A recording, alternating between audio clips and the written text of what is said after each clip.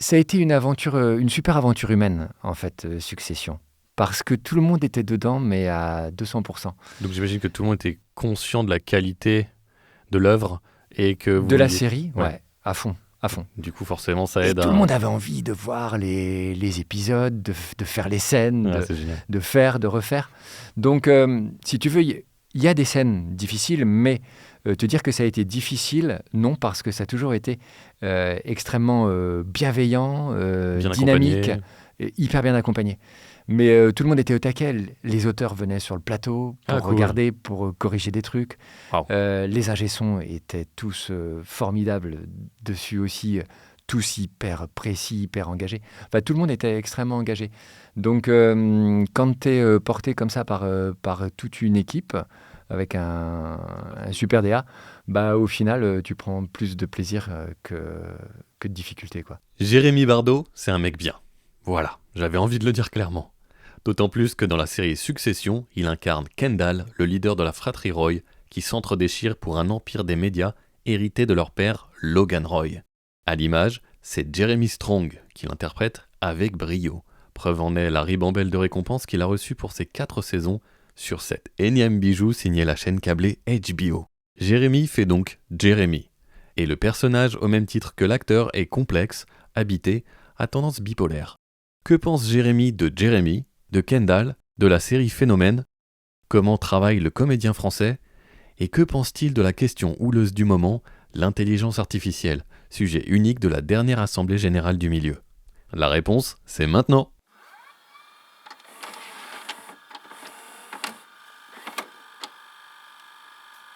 T'es ému? Carrément. Je suis tout émoustillé. Bon alors attention, donc du coup... Tu sais que j'avais pas compris moi du tout au départ, hein. Je pensais qu'il fallait faire un clin d'œil à Ben pendant qu'il faisait une interview. Parce que j'ai vu le truc de Venir- témoignage, j'ai venir lu. cracher son truc, faire Ouais, voilà, des tu vois, lui grimaces et tout. faire une petite connerie ou un truc, tu vois. Ouais, oh, C'est pour ça que je t'ai dit, tu pourras ouais, revenir. Tu je pourras peux revenir passer, jeudi. tu vois, mais non, Tu jeudi, pour- je suis pas là, je suis en Suisse. Ouais, ah oui, Je pars c'est demain vrai. matin. C'est vrai, tu vas en Suisse. Ouais, ouais. Bon bah parfait. Bon bah c'est parti hein. Bah, quand tu veux, hein. Allez. De toute façon, après, tu fais du montage. Ouais, enfin le moins possible parce que tu vois, je suis en plan séquence donc après voilà. Tu mens, j'ai vu que tu faisais du montage. Oui, j'en fais J'ai un petit regardé, j'ai pris le temps de regarder. J'ai découpé Ouais. tout en secret, je sais. Bon alors c'est parti, attention, c'est parti. C'est parti. Alors, il me reste plus que 3 petits épisodes. Je m'en fais un par jour, je savoure, je kiffe ma race. T'as pas intérêt à me spoiler. T'as tiré le jackpot avec cette série. Est-ce que tu l'as vu en entier depuis? Enfin, je veux dire, y compris les scènes où Kendall est pas dedans. En entier? Non, Ouais. j'ai pas tout vu en entier, non. Ok. Non, non. J'ai regardé des tas et des tas d'épisodes, Ok. mais je suis pas arrivé au bout. J'ai pas regardé le dernier L'intégrale. épisode de l'intégrale, voilà, Ok. de la dernière saison. Du suspense. Ça va être fou. Je sais quand même comment ça finit. Attends, Je ne dis rien, c'est un secret. Ok. C'est quoi ton parcours pour en arriver au doublage? Le hasard, le conseil des gens, je sais pas. On m'a dit un jour, ah tiens, ce serait bien que tu ailles dans un studio de doublage. T'as une voix qui pourrait matcher, qui pourrait C'est qui on? coller. C'est des gens que j'ai croisés. C'était même pas des gens du doublage, hein. C'est vraiment des gens que j'ai croisés sur du théâtre ou des tournages et qui m'ont dit tiens, vas-y, va faire un tour. D'autres comédiens? Et d'autres comédiens, exactement. Ouais, Ok. ouais. Et, Qui, et eux, en moi, font, j'y du coup connaissais rien du tout, hein, au départ. Ouais. Et je me suis pointé, je me souviens, c'était chez Dubbing. Ouais. Et je suis arrivé devant ce grand tableau où je ne comprenais rien du tout à tous ces noms et ces titres qu'il y avait partout. Et j'ai un petit gars qui est passé derrière moi et qui a dit un numéro de plateau où il allait diriger. Et je me suis dit, ah, eh ben, je vais le suivre. Et, Discrètement. et je l'ai suivi discrètement. Et c'est là où j'ai assisté en premier. Et c'était Hervé Ray. Ouais. Et donc j'ai fait mes premiers plateaux avec lui. Et c'est devenu depuis un super ami. Et Cool. j'étais ravi. J'ai eu beaucoup, beaucoup de chance, en fait, je crois, Ouais. de tomber sur lui Ça m'étonne à ce pas moment-là. que vous vous entendez bien. Ouais. Et du coup, tu es resté longtemps en observation, à rester sur le canapé, en train de Moi, de j'étais décortiquer. hyper bien à regarder des séries Oui. assis sur un canapé. Bah oui. Mais je kiffais, vraiment. Et à tel point que je ne demandais rien. Et un jour, il m'a dit, mais qu'est-ce que tu fais là? Et j'ai dit, bah, j'apprends, je regarde. Il me dit, mais tu ne me donnes pas de CV, tu ne Donc il t'a demandes pas à passer accepté. des essais, tu fais rien. Voilà. Il t'a accepté sans comme tu lui dises quoi, qui t'étais, enfin Ah si, je lui ai dit que j'étais comédien, comédien. Ouais. que j'avais envie de faire du doublage, Ouais. mais pour moi, il fallait apprendre beaucoup, beaucoup avant. Ok. Et Il s'attendait à ce que tu prennes les devants et que tu lui dises. ouais, exactement. Et en même temps, moi, j'étais en observation et j'aime bien observer, moi. Mm. Quand j'étais au cours de théâtre au tout début, je suis resté très longtemps au fond de la salle. Je fais partie de ces gens-là qui restent un peu au fond de la salle, Ouais. qui observent, qui apprennent, qui se nourrissent, et puis après qui tentent, ou qui osent en tout cas, y aller. Du coup, toi, t'es pas c'est en forgeant qu'on devient forgeron, c'est plus en observant qu'on devient observon. Non, il y a un moment, il faut faire. Évidemment qu'il faut faire. Oui, oui. Mais c'est vrai que j'étais dans un bon petit confort. J'étais vraiment super bien en observateur. J'aime bien regarder, en fait, aussi. Ouais, Bon, les canapes sont confortables chez Debbie. hyper confort. T'as joué au théâtre avec Luc Hamet, que Ouais. j'ai eu la joie d'avoir dans l'épisode 7 de DVTI. Comment était l'expérience? Alors, on peut en parler au présent, puisque... C'est toujours? Tu C'est continues? toujours, ouais. Génial. Ouais. On est encore en tournée, là, en ce moment. Et c'est avec lui que je pars voilà, Ah demain en Suisse. Comment était l'expérience? Elle était bien. C'est une bonne expérience, en fait. Ouais. Ouais. Le théâtre, c'est toujours bien. Lui, il est très généreux aussi. Donc, on s'entend bien et ça se passe très bien sur le plateau et en dehors aussi. Tu joues qui? Tu joues quoi? Je fais un fédo avec lui et avec d'autres personnes aussi. Hein. Oui. On n'est pas que deux. C'est un style qui te convient? J'adore. J'adore le boulevard. J'adore quand les portes claquent. J'adore quand ça va vite. J'aime les situations où les gens sont survoltés, où il n'y a pas forcément de raison. C'est pas un truc intellectuel. Faut que ce soit viscéral. Et j'aime beaucoup la comédie de boulevard pour ça. La comédie en particulier ou t'aimes bien t'essayer à tous les genres? J'ai fait plus de comédie que de tragédie. Par choix? Ou c'est les hasards? Non, c'est parce qu'on me distribue plus là-dedans, je crois. Ouais. Tiens, tu vas faire le clown là au fond. C'est ça? C'est ça? Ouais, c'est un peu ça, ouais. Je crois que je sais pas, au théâtre, on m'a plus proposé des comédies que des tragédies. Mais c'est un style que j'aime bien aussi. Puis ça change. C'est pas un regret. Ah, pas du tout. Alors, aucun regret. Non, aucun. T'aimes bien faire marrer les gens, quoi. Ouais.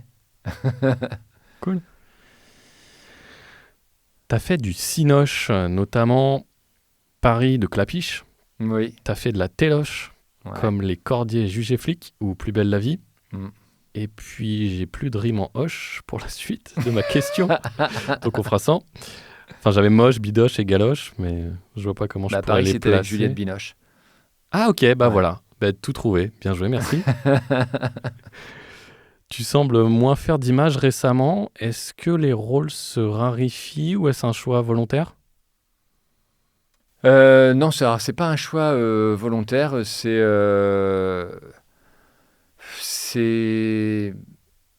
le manque de temps, peut-être, le manque de démarchage. J'ai eu la chance d'en faire à un moment. Et puis le doublage, l'activité du doublage a beaucoup pris le pas aussi sur le reste des activités. Ce qui fait que j'ai eu moins de temps, j'ai consacré moins de temps et moins d'énergie à ça. Et pour faire les choses, il faut du temps et de l'énergie. Tu veux dire que comme c'est pas les mêmes cercles, c'est pas du tout les mêmes perds cercles. un peu les contacts, et du coup c'est ça qui a fait que... Ouais. Je crois que t'es pas la première personne à m'en parler. Est-ce que ça arrive? Ok. C'est un regret? C'est quelque chose que tu t'aimerais plus faire? L'image? Ouais. Oh, j'aimerais beaucoup en refaire, ouais. Ouais. Mais moi, j'aime bien tout faire, en fait. J'aime bien faire le théâtre, j'aime bien faire le doublage, j'aime bien tourner. Et je trouve que c'est...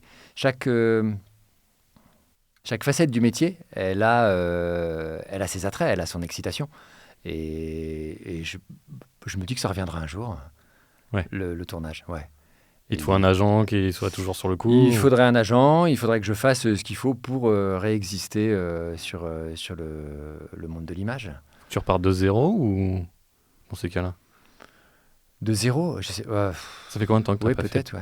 de film, ou en tout cas d'image? Ah, d'image, Ouais. ça fait 6 ans, 7 ans. Ouais. Ouais, peut-être même un petit peu plus. Je sais Relancer pas. la machine dans ces cas-là, ce serait quelque chose de lourd et conséquent ou qui viendrait plus ou moins naturellement? Dis donc, c'est une sacrée question, ça, j'en sais rien, moi. Je sais pas du tout, Mathieu. Est-ce que ce serait lourd et conséquent? Non, je pense pas. Je pense que quand on a envie de faire les choses, elles sont pas forcément lourdes. Puisque si c'est une envie, ce sera pas De ton lourd. point de vue? De mon point de vue, ouais. Mais est-ce qu'en face, je sais pas, il suffit simplement de décrocher. Je sais pas, hein, c'est une vraie question que je me pose. Est-ce qu'il suffit de simplement de décrocher le téléphone et allô, Janine, on s'est pas vu depuis 10 ans, tu te rappelles, voilà. Hmm. Ça peut marcher comme ça, effectivement. Je pense Ouais. que ça peut être une voie. Ça me donne des idées, en fait. C'est pas mal Ok. d'en parler Bah, avec génial. toi. Merci. Ouais, Je t'en prie. ouais. Je pense que c'est une vraie question de volonté. Je pense qu'effectivement, il suffirait de redécrocher peut-être le téléphone, au moins pour relancer. Après, ça ne veut pas dire que tu es pris et que tu en refais, Ouais. mais pour relancer la machine, ouais, il faudrait commencer déjà par ça, ouais. Par montrer un vrai désir de retourner.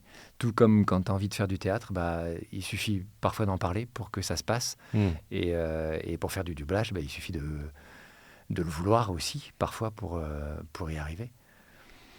Je crois qu'on est notre propre moteur, en fait, plus que de se dire que c'est les autres qui vont venir nous chercher. Donc c'est une histoire de temps et de volonté, je crois. Quel rapport entretiens-tu avec ton image? Oh là là, bah actuellement, elle est zéro, hein. Ouais. Bon, J'ai c'est pas, pratique. j'ai pas de... Voilà. Est-ce que tu... Alors l'image, moi, ça, oui. Quand tu fais un film, tu t'aimes bien le voir après? Non, moi, j'aime pas. Pour Une moi, fois que c'est fait, c'est fait. Ouais, une fois que c'est fait, c'est fait. J'aime pas re-regarder. Tout comme j'aime pas forcément écouter les comédiens que je double. Et j'aime bien faire. Alors, ouais, c'est marrant parce que par rapport à l'observation du départ, j'aime bien faire maintenant, mais j'aime pas réécouter. Se voir à l'image, au départ, c'est comme s'entendre. C'est très violent. Il faut beaucoup de temps pour s'accepter. Moi, il me faut du temps, en tout cas, pour m'accepter. Violent, c'est fort comme mot? Comment? C'est fort comme mot, violent. Ah non, mais ouais, mais c'est la vérité. Enfin, moi, les premières fois où tu te vois sur des écrans où tu t'entends, c'est pas... Pas fastoche. Non, c'est pas l'image qu'on a de soi, en fait. Et puis après, moi, je trouve que voilà, c'est un travail. On s'habitue. Et puis, il faut se dire, bah, ce sont voilà, des personnages qu'on fait. Faut apprendre à mettre un peu de distance. Ouais, c'est compliqué. Alors donc, pour répondre à ta question, le rapport à l'image que j'ai, je te dirais qu'avec le temps, j'ai peut-être appris à m'accepter un petit peu plus. Mais au départ, C'était pas gagné. Ah non, c'est très critique. Autocritique, tu veux J'aime dire. pas forcément me voir ni m'entendre. Hmm. Ouais. Est-ce que ça t'a fait grandir ou ça t'a appris des choses de te forcer à te voir quelque part ou de... Oui. Ouais. Oui, parce que c'est en vrai, c'est nécessaire. Nécessaire, ok. Ouais. Donc Pour tu moi, passes c'est de nécessaire. oh là, c'est Pour violent. avancer, oui. Bah oui. Oui, au départ, c'est violent, mais après, c'est nécessaire parce que ça te permet aussi d'avancer et d'évoluer, de corriger certaines choses. Si j'estime que s'il y a des choses que j'aime pas chez moi, je pense que d'autres ne les aiment pas non plus. Et se regarder. Tout en sachant que nous, on y met une loupe. Tu vois ce que je veux dire? Quand on se regarde soi-même. Ouais. On est au microscope, tu veux dire? Ouais, même. C'est chirurgical. Ouais. Ouais. Donc, je comprends. Mais c'est vrai que, oui, je t'entends totalement quand tu dis ça peut aider. Et mettre le doigt peut-être sur les choses... C'est des choses que tu as découvertes chez toi quand tu t'es vu ou c'est des choses que tu savais avoir et que tu t'es dit, oula, faut vraiment que je travaille ça? Non, il n'y a pas un truc précis. En fait, c'est une vision globale, tu Mm. vois, de soi.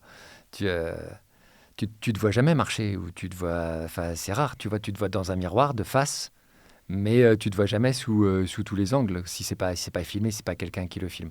Et donc, tu découvres des facettes de toi que tu connais pas, en fait. Et ouais, donc c'est tout un rapport à l'image où tu dois, enfin, où tu te découvres dans une globalité. Enfin, je trouve que c'est ça le rapport à l'image. T'es pas juste face à toi dans un miroir, où tu fais comme ça, ouais, tiens, j'ai une petite tête sympa ce matin, ou non, j'ai une sale gueule, voilà. Non, là, c'est vraiment tout autre chose. Pareil, tu bouges, tu dois bouger. Si t'es pas filmé, tu ne te vois pas marcher. Et tu sais pas comment tu marches, tu sais pas quelle énergie a ton corps. Et même sur une scène de théâtre, tu te vois dans les yeux de l'autre, mais tu te vois pas toi-même. Donc le rapport à l'image, c'est pour ça que je t'ai dit violent, parce que je trouve que ça peut l'être, oui. C'est une prise de conscience de soi que t'as pas tous les jours. Eh bien, Mais ouais, mais après, c'est mon avis, hein.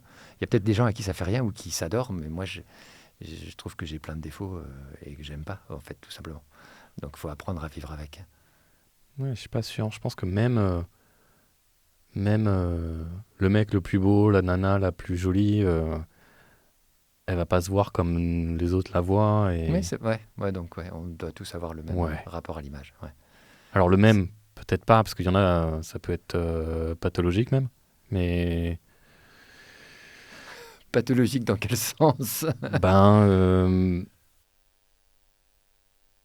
il y en a qui peuvent s'adorer pour des mauvaises raisons, c'est-à-dire pour cacher des faiblesses psychologiques, tu vois. Ah, je m'adore. En fait, c'est de l'auto-persuasion plus Ouais. que... Voilà. Bon, je vais pas creuser parce que c'est pas ton cas et... Mais c'est- Mais je vois ce que tu veux dire, une sorte de manière d'exister. Ouais. Ouais, ouais.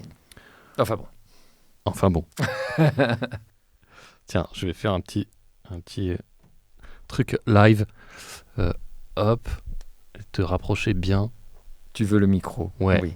Ok. Pour que tu aies une jolie voix et qu'on entende. Eh, mais c'est Jérémy Bardot en vrai. J'avais pas En reconnu. vrai, j'adore. J'avais pas reconnu du tout. Alors, comme je t'ai dit par téléphone, je binge-watch Succession. Déjà, quand Benoît Dupac t'a appelé pour une série HBO, t'as pensé quoi? J'ai pensé que c'était cool et que ça pouvait être une belle aventure. Ouais. HBO en général, Ouais. c'est un petit Mais cachet de il m'a fait un qualité. package en fait. Il m'a fait le comédien, Jeremy Strong, que j'aime beaucoup, beaucoup, et HBO. Et là, je me suis dit, il faut que les étoiles soient alignées. Ce serait super de faire ce comédien pour HBO en plus. Tu l'avais fait combien de fois avant? J'ai pas compté le nombre de fois, mais je l'ai fait. Jérémy Strong, je crois que je l'ai démarré enfin, je l'ai rencontré en tant que comédien en 2014, je crois. C'était sur Le Juge. D'accord. Et Succession, ça a commencé en Succession, on est 2023. C'était quoi? C'était il y a 2019? 4 ans, 5 ans? 4 ans, ouais. 18? 2019, hein, je crois, c'est ça. Ouais, un truc comme ça. Ouais. D'accord. Donc tu le connaissais bien quelque part? Oui, je l'avais déjà doublé sur quelques films. J'avais fait ouais, Le Juge, je crois qu'il avait fait Parkland. Ouais, j'avais fait Parkland déjà, où c'est sur l'affaire Kennedy et D'accord. il fait le vilain. Cool. C'est toujours bien de faire les vilains. Donc tu avais déjà prêté ta voix à Jeremy Strong, il s'appelle. Il a reçu le Golden Globe en 2022 pour la série. Ouais. T'as retrouvé son phrasé facilement, naturellement? Le phrasé du personnage qu'il a dans Kendall, Du comédien déjà. le comédien. Ouais. Bah alors lui, il change beaucoup. Il n'a pas un phrasé ou une manière de faire. Ok. C'est un mec qui compose vraiment ses personnages. Donc après, te dire si je l'ai retrouvé facilement, j'aime bien comme il est, j'aime bien son énergie. Donc non, je l'ai pas retrouvé facilement. Kendall, ça a été difficile de se l'apprivoiser parce il a composé un personnage vraiment torturé qui passe par d'états, d'émotions. Bon, après, comme c'est un comédien que je trouve mais vraiment génial. Et je trouve que ce qu'il fait, c'est très très fort. Finalement, tu regardes l'image et puis après, tu te mets dedans, quoi, tout simplement. J'adore la série. Je trouve qu'elle est hyper bien écrite. Hyper bien écrite. Et c'est... Dans tout ça, c'est quand même lui qui m'a le plus séduit, en fait. Je trouve que... Et le personnage de Kendall, tellement riche. Et le comédien, ce qu'il amène, il amène un truc... une grosse fêlure. Ah, mais il est brisé. Et enfin, il vient avec un bagage énorme de son enfance. Donc, il a construit vraiment un personnage fabuleux. Alors, donc on parle de Kendall et de Jeremy Strong. Donc, moi, je trouve que le personnage qu'il crée, il monte très haut, il descend très bas.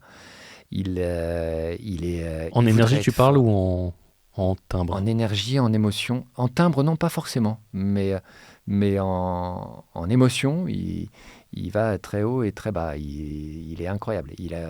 Alors, Kendall, après, on l'aime, il nous intrigue, mais il y a des tas de gens qui le détestent, qui ne peuvent pas blairer ce personnage parce qu'il les renvoie, je sais pas, peut-être à une image d'eux qu'ils n'aiment pas.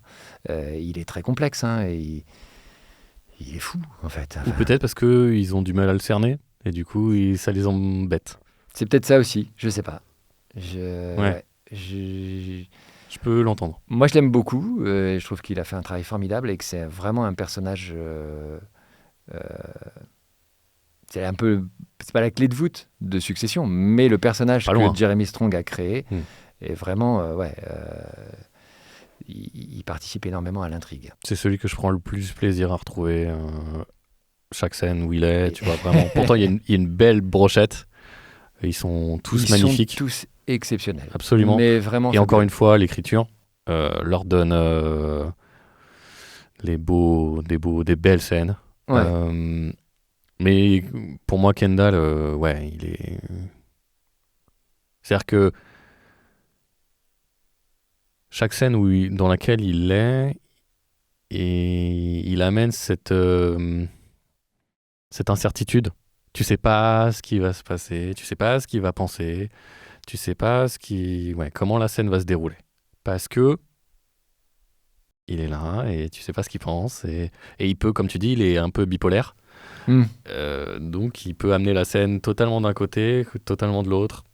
Et c'est ça que je trouve génial. Tu sais pas, c'est une surprise à chaque scène quasiment. Donc, Non, je suis d'accord. Mais le mec est un peu comme ça aussi parce que...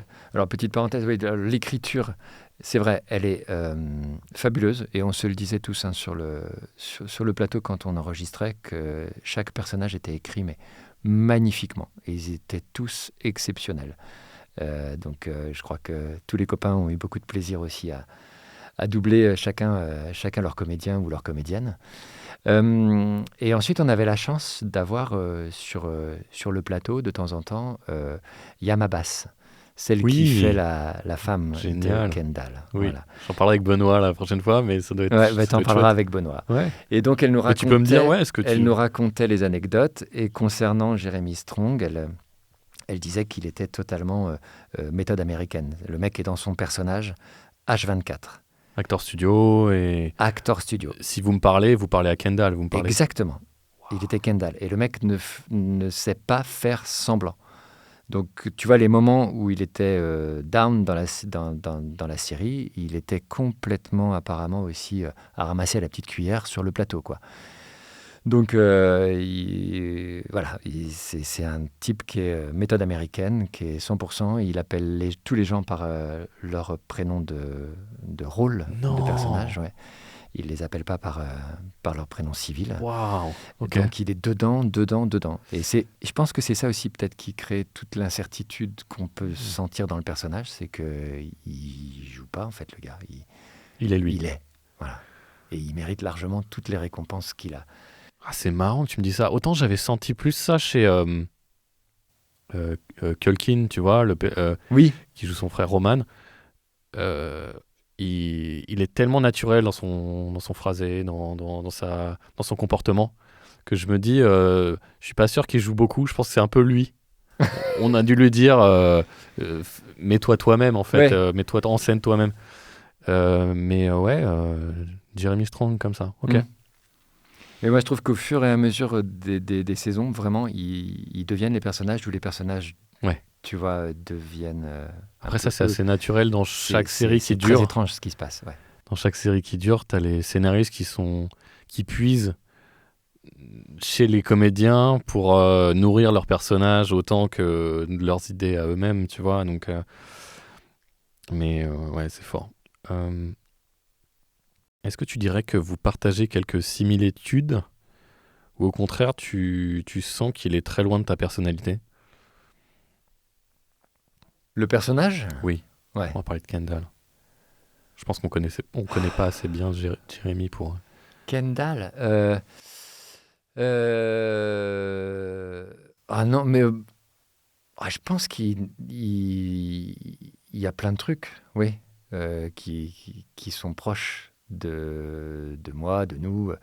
Euh, Cette envie parfois de faire les choses, et puis cette manière de se tirer une balle dans le pied bêtement, de s'autodétruire stupidement. Là-dessus, tu t'es reconnu. Son côté, ouais, où tu peux tirer. Enfin, moi, ça m'arrive plein de fois de me tirer une balle dans le pied connement, tu vois. Ouais. Ouais, l'affaire est presque conclue. Et Tu te puis... dis que toutes les cartes sont là, tout est aligné, et puis tu fais le truc qu'il faut pas. La boulette. Le truc qu'il faut pas, la boulette, ouais, voilà, ouais. Cette envie aussi de faire les choses, parce que Kendall, il a une grande envie de faire. Il est entreprenant, Il est très entreprenant. Et puis, il y a des moments où il a envie de faire cavalier seul, et ça marche pas. Est-ce qu'il a envie ou est-ce que on a envie pour lui? Enfin, tu vois ce que je veux dire? Est-ce que les autres qui le rejettent pas un petit peu parce que justement il a fait la boulette de trop, ou est-ce que Ouais. c'est une vraie volonté? Je sais pas, en tout cas, il se cherche. Alors, dans son côté cherchant, moi, je me retrouve. Après, dans son côté autodestructeur, je vais me retrouver un petit peu moins que lui, quand même. Tu me rassures. Voilà. J'ai jamais pensé à faire mon anniversaire les bras en croix, voilà, en chantant une chanson, tu vois. Avec un bomber, c'est en chantant du rap. Exactement. Ouais. J'ai un goût pour les choses un peu plus simples. Mais dans ces incertitudes, évidemment que oui, on peut se retrouver, que moi je m'y retrouve aussi. Ouais. De manière générale, tu préfères les rôles de composition ou ceux qui sont plus proches de toi? Ah, moi j'adore les deux en fait. J'aime les deux. Pas de préférence? Non, j'ai aucune préférence là-dessus, mais vraiment aucune. J'adore composer des choses qui sont très loin de moi, et alors après, quand on te rapporte quelque chose qui colle à ta personnalité, c'est un kiff aussi. Non, jouer juste, c'est génial, quoi. Donc, que ce soit composé ou pas, moi j'adore. Est-ce que, comme Kendall, t'as le goût du challenge? Le goût du challenge. Oui, j'ai le goût du challenge, ouais. Mais peut-être pas comme Kendall. Mais du coup, plus la composition, parce que la composition, c'est plus un challenge. Je crois pas à ça. Ok. Franchement, je crois pas. Dis-moi. Je pense que réussir à être au plus proche de soi, c'est autant un challenge que faire une composition. Ok. Ouais. C'est pour la vérité. Chaque personnage, il a ses difficultés et il a ses plaisirs. Donc, et vraiment, enfin, pour moi, chaque personnage est un challenge, qu'il soit loin. Le plaisir ne réside pas dans la complexité de la composition, je crois. Et donc, non, j'ai pas, tu vois, vraiment de préférence là-dessus. Pas du tout. Ok. Donc, t'incarnes Kendall Roy, le leader de la fratrie. Comment il voudrait être leader, mais il n'est pas toujours leader. Quand même. Alors, ouais, c'est entre lui et Shiv, mais je pense qu'il est quand même un peu plus que... Ouais, je sais pas. Ok. Ok. Mais pour toi, c'est le leader. Ouais. Ok. Bah, en tout cas, dans la 4e, assez clairement, ouais. Ah, ouais. Alors, j'ai la 4e toute fraîche pour moi, parce que, voilà, encore une fois, il me reste 3. Je trépigne. Mais ouais, Shiv, elle est un peu... Elle aimerait l'idée. Elle aimerait que son père la désigne. Mhm. Je pense qu'elle serait une bonne leaduse, mais même chose. Elle a le même goût de l'autodestruction que son frère, je pense. Donc, pas facile. Comment tu le décrirais, Kendall Roy?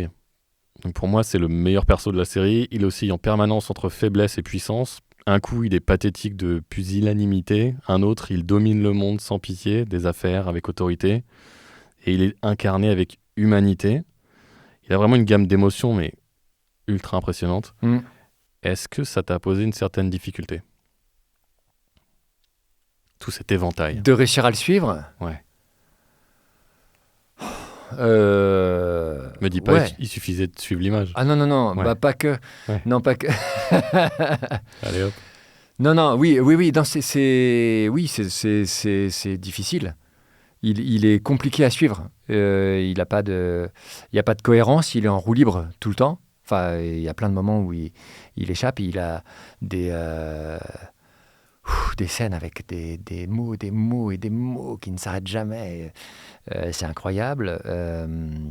Oui, non, c'était difficile. Mais Benoît a été super sur toute la série et toute la direction. Ça a été une aventure, une super aventure humaine, en fait, Succession. Parce que tout le monde était dedans, mais à 200%. Donc j'imagine que tout le monde était conscient de la qualité de l'œuvre et que vous De la vouliez- série, Ouais. ouais, à fond, à fond. Du coup, forcément, ça Et aide tout à... le monde avait envie de voir les épisodes, de faire les scènes, Ouais, c'est génial. de faire, de refaire. Donc, si tu veux, il y a des scènes difficiles, mais te dire que ça a été difficile, non, parce que ça a toujours été extrêmement bienveillant, Bien dynamique, accompagné. et hyper bien accompagné. Mais tout le monde était au taquet. Les auteurs venaient sur le plateau pour Ah, cool. regarder, pour corriger des trucs. Wow. Les ingé-sons étaient tous formidables dessus aussi, tous hyper précis, hyper engagés. Enfin, tout le monde était extrêmement engagé. Donc, quand tu es porté comme ça par toute une équipe, avec un super DA, bah, au final, tu prends plus de plaisir que de difficulté, quoi. Tu te rappelles d'une scène ou d'un moment qui t'a posé problème ou que t'as dû refaire un certain nombre de fois? À brûle pour point. À brûle pour point, la première qui me vient, c'est... Non, il y en a eu beaucoup. Ouais, j'imagine, ouais. Il y en a eu pas mal. Ah, mais comme on Euh, disait, c'est un mais personnage tellement complexe. Ouais. La plus... je sais pas. Il y en a pas une qui va ressortir. Il y a une scène avec sa femme dans la saison 4, sur le trottoir, où elle lui annonce qu'elle va partir, ou je sais plus, qui était très compliqué à faire, qui était très dur, parce qu'il était violent, et il n'a pas toujours été violent, il a eu des accès de colère et tout beaucoup, mais il était très violent avec sa femme et tout, et ça c'était un peu compliqué à faire. Et après, il y a quelques scènes où il part dans des sortes de liturgies où c'est aussi compliqué à vivre et à faire. Mais non, j'en ai pas une en particulier vraiment qui va sortir du lot. Je peux pas te le dire comme ça. Parce que ça a été vraiment étalé dans le temps. Donc déjà, je me souviens peut-être pas de toutes. Mais et, Qu'est-ce que tu dirais qui est le plus difficile pour toi, suivre son rythme? Parce que, comme on disait, il a une belle dynamique. ouais. Ou de le suivre à l'émotion. Hmm. Mais en fait, c'est très con, mais ils sont tellement tous sincères dans la série. Et lui est tellement sincère que je peux pas te dire ce qui est le plus difficile. Moi, alors, on va revenir peut-être sur le challenge, mais quand tu vois une grosse scène arriver, moi, je me dis, oh, c'est génial, on va se régaler. Donc, je parlerai pas en termes de difficulté, tu vois, mais alors on va revenir plutôt sur le challenge. De complexité, Ouais, alors. de complexité. Tu te dis là, Là, il y a challenge. Là, il a mis du lourd. Il va falloir être à la hauteur. Mais c'est pas, j'éprouve pas de difficulté à le faire. Je trouve que c'est parfois plus difficile d'être sur un comédien qui va moins donner à l'image que lui. Parce que lui, il donne, je trouve, tellement que... Il est à 100%. Encore une fois, il est à 100%. Il suffit d'y Alors, aller qu'à si 100%, tu es avec un finalement. DA qui est à 100% aussi et Ouais. qui te dit vas-y, lâche tout, et ben t'y vas et c'est du bonheur. Ouais. Mais vraiment, vraiment du grand bonheur. Ok, c'est marrant, tu Et- réponds à une question que j'ai posée à Damien Boisseau. Quelle est la difficulté, enfin, qu'est-ce qui est le plus difficile entre un personnage, parce que lui fait Sam Rockwell de temps en temps, Ouais. qui c'est les montagnes russes, ou au contraire, un personnage qui est, ou une narration, tu vois, très monocorde. Est-ce que c'est pas plus difficile de rendre ça vivant, voilà. Et voilà, lequel a son sens et quel exercice est le plus compliqué, tu vois. Et tu viens de répondre à cette question, toi, en tout cas de ton point de vue à toi, quoi. C'est ça qui est chouette. Euh, Kendall, ça ressemble quand même à un rôle unique dans une carrière. Est-ce que t'en es conscient? Est-ce que tu te dis quelle chance? Ou au contraire, je vais galérer pour retrouver un rôle aussi riche et nourrissant? Euh, alors, galérer, je sais pas, parce que c'est les cadeaux de la vie. Hein. Et alors, moi, c'est vraiment un super, super cadeau. C'est effectivement, c'est une chance énorme d'avoir déjà été choisi pour le faire. Et après, c'est une chance énorme qu'il ait construit ce genre de personnage et de pouvoir l'interpréter, tu vois, par le biais du doublage. Parce que c'est une palette de jeux géniale à explorer. Et pour moi, ça a été que du bonheur. Alors après, la galère, je sais pas. Hein, peut-être qu'on me proposera, j'aurai la chance de refaire d'autres choses comme ça. Mais lui, c'était vraiment, oui, c'est vrai que c'était un vrai cadeau. Et, euh, et c'est pas, ouais, c'est pas tous les jours qu'on a une palette comme ça à explorer Tu regardais les dans le scènes de temps en doublage. temps dans le canapé et puis en te disant ah, quand même, je suis bien là où je suis là en ce moment. C'est-à-dire, Pendant que tu regardes la scène, que tu regardes la boucle, oui, il y a pas des fois où tu t'es là, je suis bien là quand même. je suis bien Bah, dans c'est-à-dire, le canapé en train de regarder. ouais, j'ai de la chance quoi. Ah, de faire ça? Ouais. Ah, mais tout le temps, tout le temps. Non, c'était vraiment, vraiment super. Super de le faire parce ouais, il ratisse super large. Les rapports avec son père, les rapports avec puis les rapports de fratrie, c'est très complexe et c'est très riche. Et lui, ouais, non, non, oui, je me disais ça très, très souvent. Merci. Alors vous matchez bien. Par contre, Jeremy Strong a un timbre de voix plus bas que le tien. D'ailleurs, il en joue lorsqu'il veut marquer davantage d'autorité. Comment tu comprends ça dans ton interprétation, toi qui as une voix plus douce? Toi qui as Euh, un peu moins cet outil, comment tu compenses?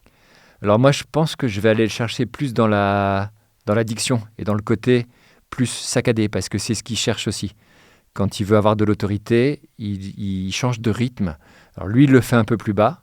Moi, j'ai pas tout à fait assez grave et tout, mais je vais plus le scander et je pense que je vais aller chercher de l'autorité un peu ailleurs que dans la voix, mais peut-être plus sur le rythme.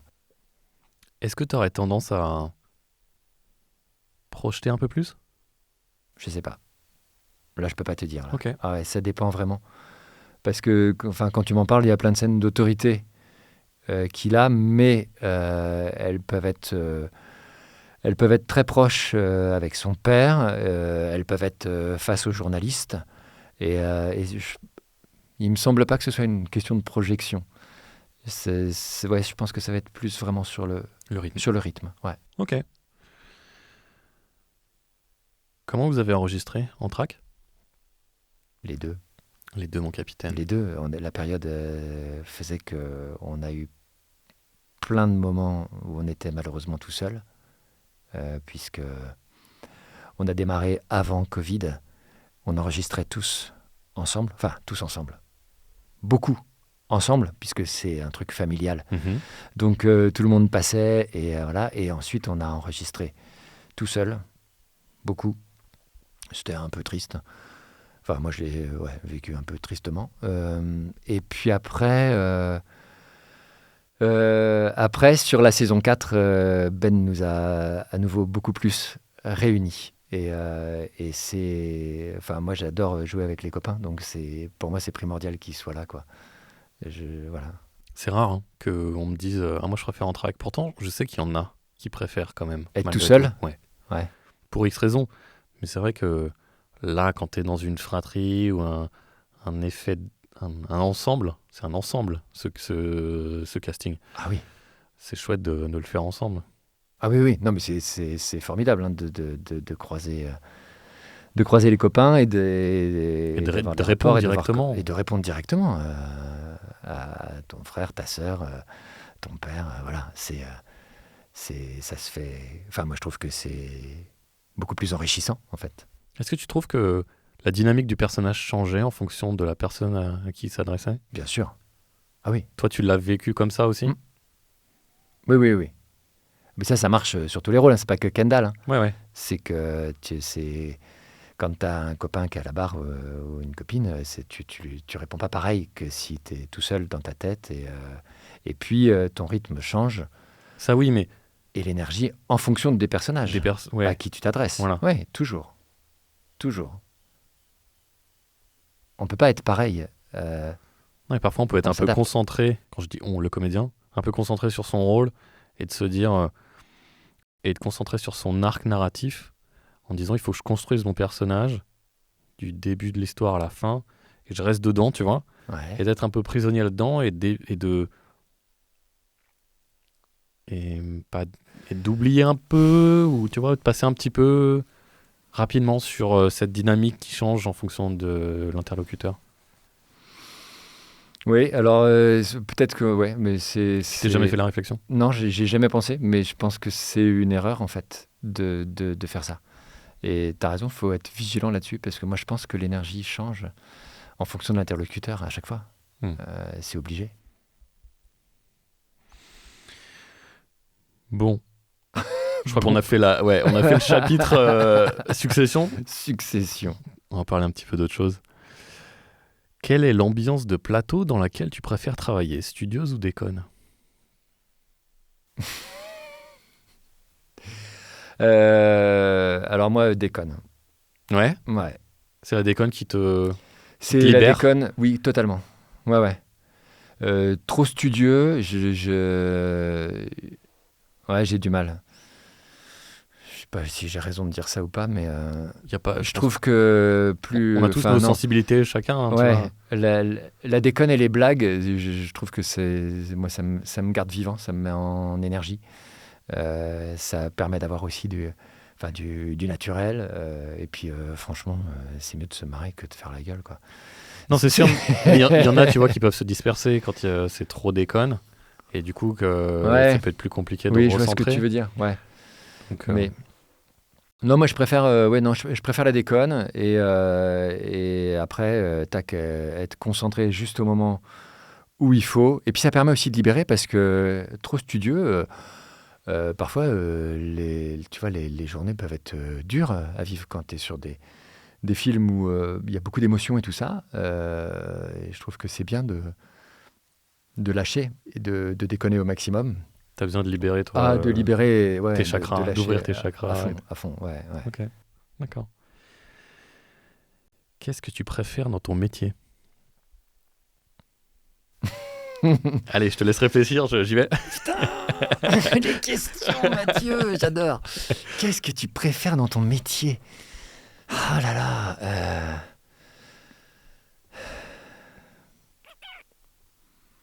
La nouveauté permanente, en fait.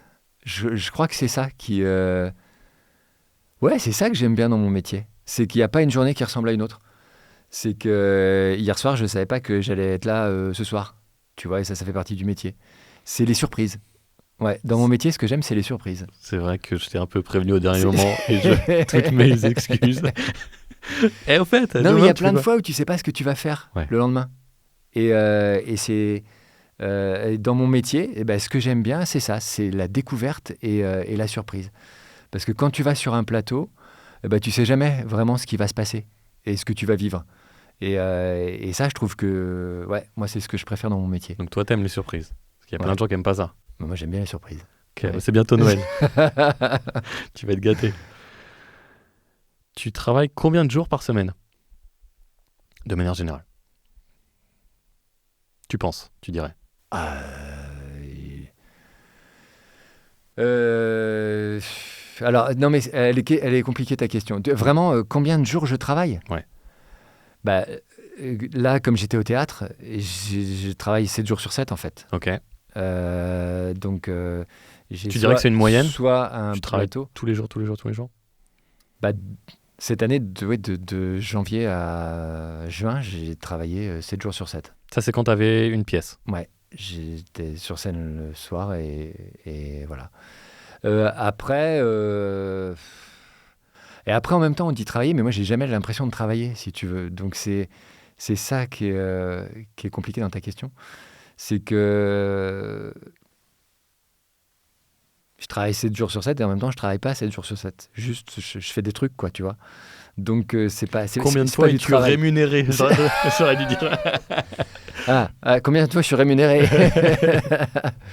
Je sais pas, 5 jours sur 7, je sais pas, peut-être, ouais. Ok.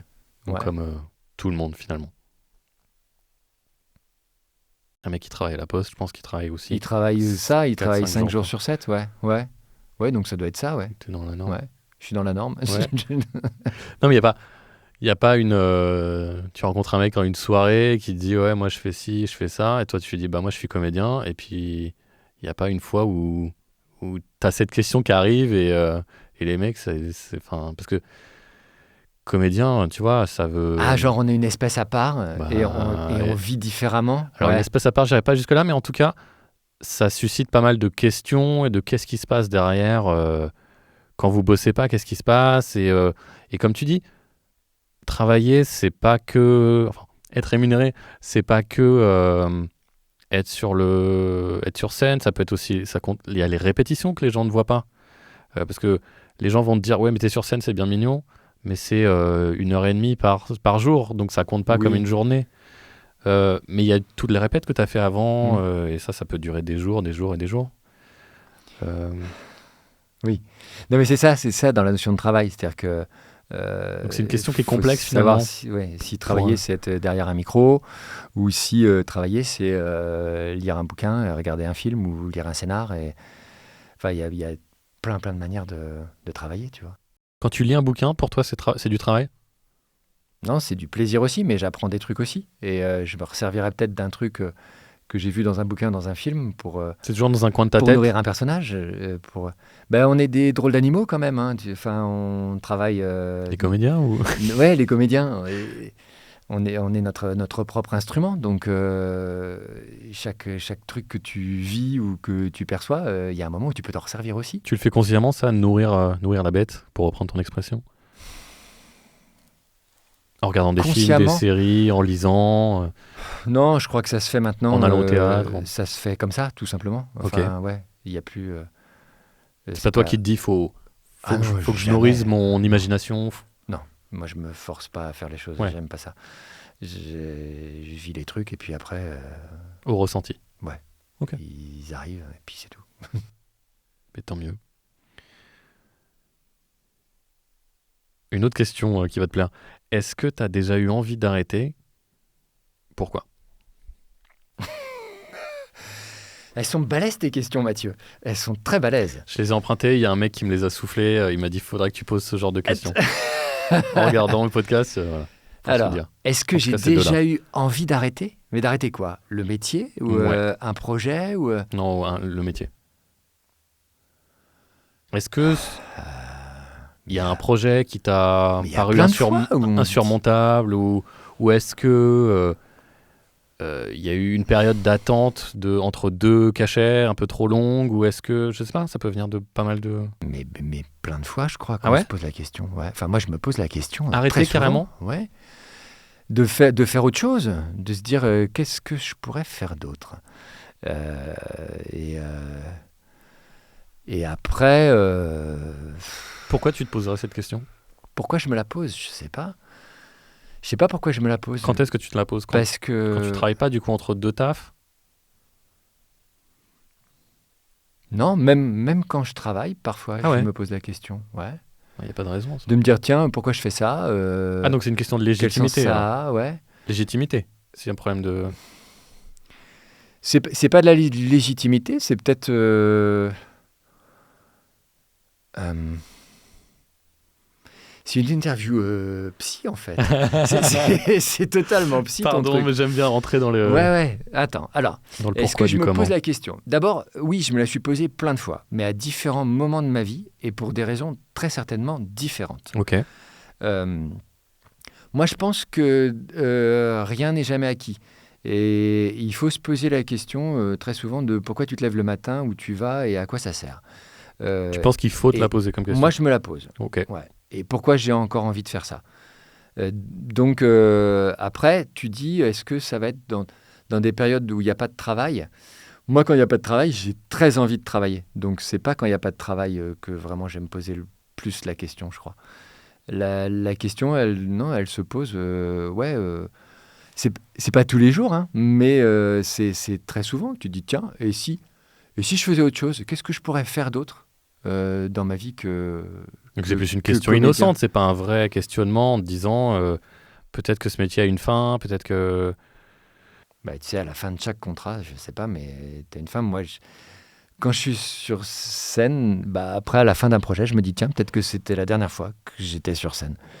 Et je me dis, il y aura une fois où ce sera la dernière. Est-ce que ça t'aide à mieux savourer chaque projet? Peut-être. Ouais, peut-être que du coup, ça rend unique chaque projet. Mais consciemment Mais ou inconsciemment, du coup? euh, Est-ce que tu te poses la question pour non, pouvoir... ah. Consciemment, genre, est-ce que je me dis, tiens, ça c'est la dernière? Je sais- Non, je réalise parfois que c'est la dernière. Tu sais, ouais. Alors, ça me fait penser à un copain qui s'appelle Fabien Martin, qui est un super auteur, compositeur et interprète de musique qui vient de sortir un album que j'aime beaucoup et que j'ai écouté il n'y a pas longtemps. Et il pose cette question, il dit, on sait quand c'est la première fois qu'on fait les choses, mais est-ce qu'on sait quand c'est la dernière?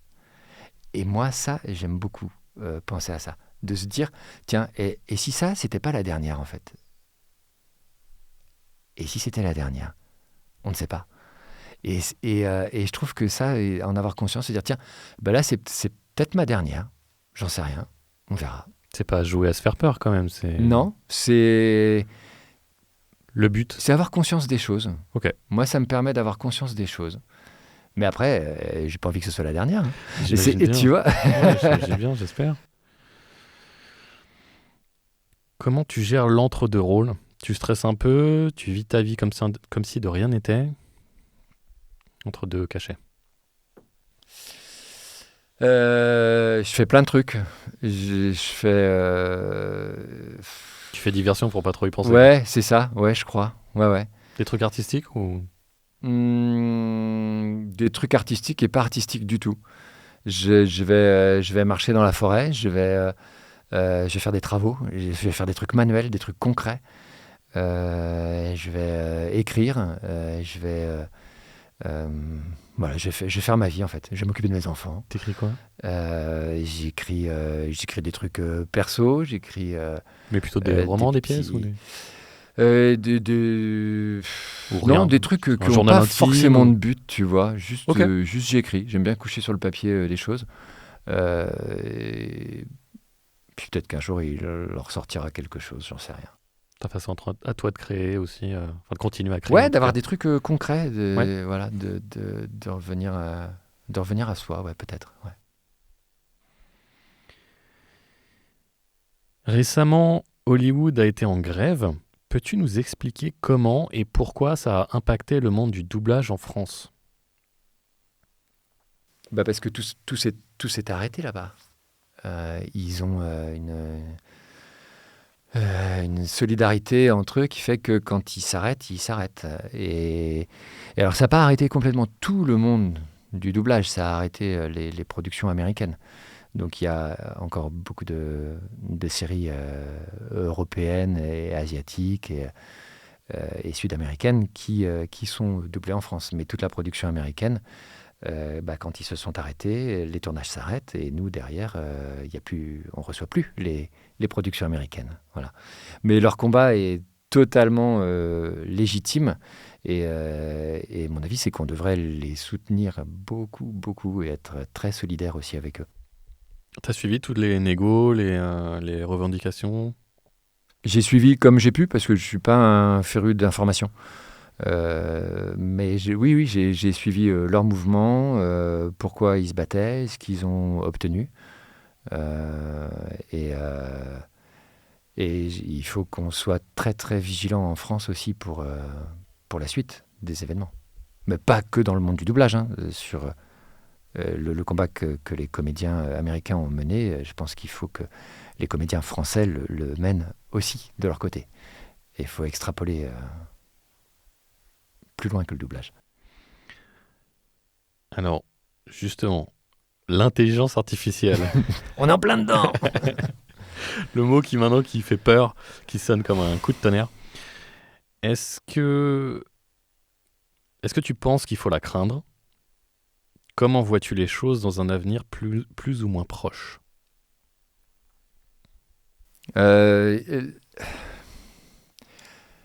L'intelligence artificielle en elle-même, elle est ce qu'elle est. Après, l'usage que nous allons en faire, que les hommes vont en faire, la question se pose.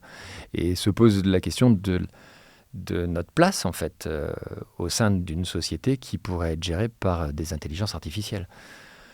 Moi, elle me fait peur parce que je ne suis pas du tout informatique et tout ça. Donc, pour moi, c'est un monde qui est assez obscur et qui peut être très, très vite anxiogène et terrifiant, pour moi. C'est la peur de l'inconnu pour toi, alors? C'est la peur de l'inconnu total, ouais. Mmh. Et puis pour moi, on ne voit pas ce qui se passe, comment c'est fait, comment ça fonctionne. Moi, j'aime bien comprendre les choses et l'informatique et cette intelligence artificielle, pour le moment, je ne la comprends pas. Et je préfère qu'on fasse des trucs entre hommes, entre humains, en fait, plutôt que de faire des choses avec des intelligences artificielles. Après, elle peut aider très certainement dans plein de domaines. Mais si elle nous remplace, moi je vois pas l'intérêt, je comprends pas. Et ça, ouais, ça me fait peur. Après, ça me fait peur pour aussi les enfants. Enfin, les enfants, ceux qui sont en train de décider de leur avenir. Donc, tous les ados qui font des études, qui se lancent dans des études, où tu te dis, mais peut-être que demain, le métier qu'ils sont en train d'apprendre n'existera plus. Et ça, je trouve que c'est hyper anxiogène pour les gens qui sont dedans, tu vois. Qu'on me dit, demain, hop, tu disparais. Est-ce que tu trouves que la société, se pose pas assez la question en ce moment, à ce propos? Il y a plein de gens qui se posent la question, en fait. Et je pense que là, vraiment, tout le monde commence à en avoir conscience. Parce que on va pas faire trop de politique, mais ils en ont parlé dans les commissions européennes, ça arrive en France. Après, il y a des tas de gens qui ont envie que ça se développe aussi. Et c'est qui c'est tout le problème de savoir on. Il y a peut-être des gens qui ont envie que vraiment ça se développe très fort, tu vois. Oui, je pense notamment à la médecine, où les opérations risquent d'être beaucoup plus précises avec une intelligence artificielle. Maintenant, comme tu dis, on la comprend pas encore, donc il va peut-être y avoir des ratés au début. Oui. Mais il y a eu des ratés énormes avec la chirurgie esthétique faite par des humains aussi, donc notamment. Mais ouais, t'as des exemples? Ouais, mon voisin Bébert, il a voulu se refaire les miches, il a été au Brésil. On dirait un zodiaque. Non, c'est vrai que surtout quand les gens qui ont investi, les GAFAM, te vendent ça comme le prochain miracle. Alors oui, c'est une révolution qui va être, je pense, aussi forte, au moins aussi forte que l'était Internet quand c'est arrivé, il y a 25 ans. Oui, c'est à ce niveau-là, c'est une vraie révolution mondiale. Mais Internet, ça a apporté plein de choses pour la communication et ça reste un outil. Oui. C'est-à-dire qu'on a le choix de l'utiliser ou pas, encore aujourd'hui. Bon, c'est de plus en plus compliqué. La petite mamie dans sa cambrousse pour aller commander des choses, c'est plus compliqué de le faire sans Internet. Mais bon, ça reste encore faisable. Alors que l'intelligence artificielle, je pense qu'on a tendance à mettre la charrue avant les bœufs et on a tendance à nous l'imposer un petit peu. Tu vois, je parle des GAFAM, en disant, là, tu vois, il y a plein de programmes qui proposent l'intelligence artificielle aujourd'hui.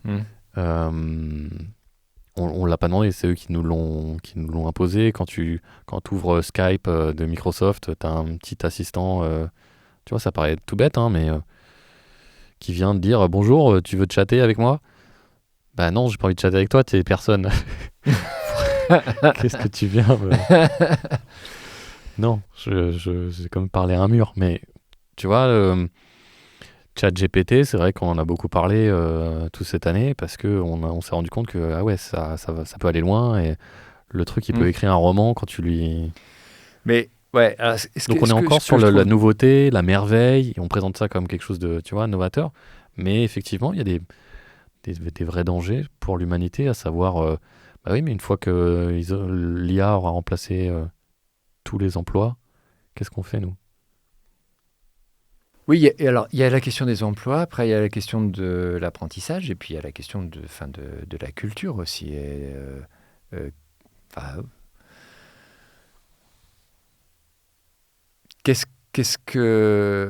quoi on sert si finalement une machine est capable de tout faire pour nous? Donc c'est une question de la place de l'homme dans la société, tout simplement. Mais c'est drôle parce que on en parle beaucoup de l'IA avec ChatGPT. Moi, encore une fois, je suis vraiment pas un pro d'informatique, hein, mais je trouve qu'on est dedans depuis tellement longtemps, depuis tellement avant ChatGPT. Tout ce qui est réseaux sociaux, traçage informatique, tous les cookies, les trucs, on est suivi, analysé, décortiqué en permanence depuis des années et des années. Et en fait, c'est ça l'intelligence artificielle. C'est pas là, je crois qu'elle est générative, donc elle est vraiment capable d'apprendre des choses. Alors ça, c'est une grande nouveauté. Mais à la base, elle se nourrit que de ce que l'homme lui a mis dans le ventre, en fait. Alors maintenant, je sais pas où elle va aller et ce qu'elle va faire. Ah, c'est ça la grande question. Et puis il y aura aussi une question de moyens. Qui va y avoir accès et qui ne va pas y avoir accès à l'avenir? Si elle est profitable pour tous, bah, pourquoi pas. Si elle devient quelque chose d'accessible uniquement à une minorité, moyennant finance ou je ne sais quoi, encore une fois, c'est qu'est-ce qu'on va en faire? Si elle peut nous aider, bah, c'est génial. Si elle nous détruit, c'est un peu moins génial. Matrix. Mais du coup, par rapport au métier de comédien, tu penses que il y a un vrai danger? Je sais pas.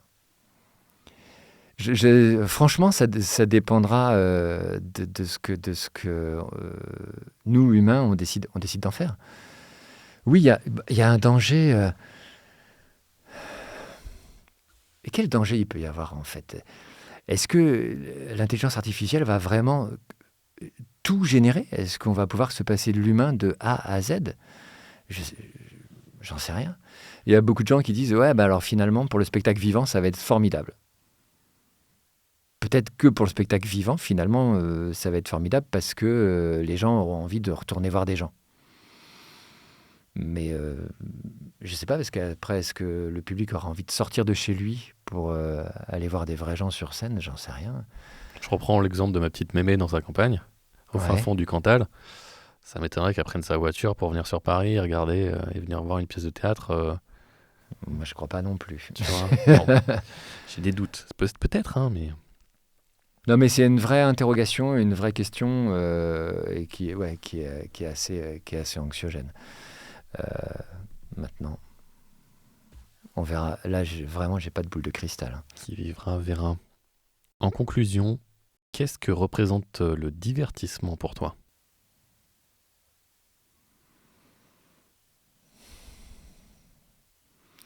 Le divertissement dans le sens global, c'est quoi? C'est se changer les idées, oublier son train-train quotidien. Mais le divertissement, c'est large, hein, parce que le divertissement, c'est tout ce qui, pour moi, va te permettre de t'échapper, en fait, de rêver, de voyager. Pour moi, tout ça, c'est du divertissement. Si tu es un peu trop installé dans une situation, quelle qu'elle soit, eh ben, le divertissement est là pour te ressourcer. T'aérer, ouais, c'est pas mal ça. Te permettre de respirer différemment et puis de t'ouvrir sur un autre monde, sur d'autres mondes, au pluriel même. Et à titre personnel, toi, comment tu te divertis? Ouais, mais de toutes les manières. Moi, à titre personnel, comment je me divertis? Mais vraiment de toutes les manières. Ça peut être aller voir une expo, ça peut être regarder un film qui soit comique ou tragique, parce que le divertissement n'est pas que forcément comique. Se divertir, ça peut être juste regarder ailleurs. Je regarde ailleurs. Ouais, pour me divertir, je regarde ailleurs. Est-ce que tu as commencé par citer des exemples vraiment artistiques? Et d'un coup, ok, tu vois. J'allais enchaîner en me disant, donc le divertissement, c'est artistique. En fait, en te répondant, je m'aperçois qu'il n'est pas que artistique. Et le divertissement, il peut être sportif, il peut être une balade, il peut être jouer à un jeu de société avec ses enfants. Je trouve que se divertir, c'est ça. C'est voir ailleurs, aller voir ailleurs. Ça peut être aussi voyager. Je crois, ouais. Parce que quand j'ai commencé ce podcast, je me suis dit, ça va être un podcast sur le divertissement. Donc tu me donnes des pistes, mais je suis pas rendu. Bon, merci Jérémy pour cet échange. Merci Mathieu, c'était hyper passionnant. Eh bien, oui, un peu grâce à toi aussi. Non. T'as un peu répondu aux questions. Allez, salut l'artiste. Salut Mathieu, à bientôt.